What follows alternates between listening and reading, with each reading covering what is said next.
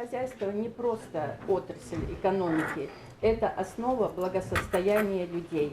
Все как в первый раз. Объяснение лекционного курса, ознакомление с теоретическим материалом и план на полгода вперед. Да вот только это не начало учебного года, хотя момент для студентов Ингушского государственного университета не менее значительный. Сегодня у них вводная лекция регионального филиала Россельхозцентра. В рамках подписанного договора мы будем работать и в научной сфере, и в образовательной сфере, и в производственной сфере.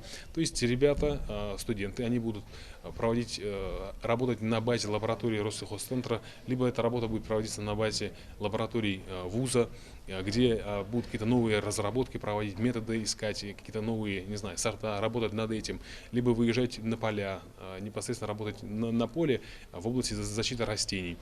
Договор о сотрудничестве между Ингушским Россельхозцентром и Ингушским государственным университетом был подписан в ноябре текущего года сроком на 5 лет и предусматривает развитие перспективных направлений сотрудничества между филиалом и университетом в области образования, науки, разработки и реализации профессиональных образовательных программ. Мест очень мало для работы, а так будет очень полезно, и я в будущем хочу устроиться именно туда работать.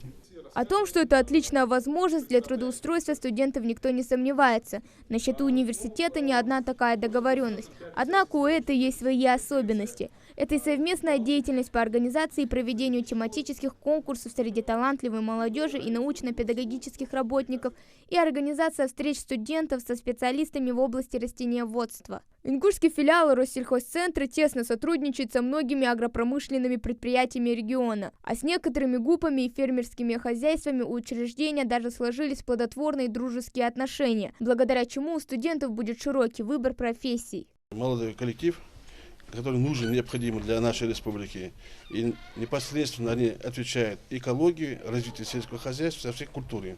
Россельхозцентр создан 12 лет назад. По некоторым функциям это станция защиты растений, занимающаяся определением посевных и сортовых качеств семян. Центр рассчитан для исследования культур не только нашего региона, но и на помощь сельхозпроизводителям соседних республик. Деятельность филиала пополнилась новым направлением – внедрением биологических методов защиты растений.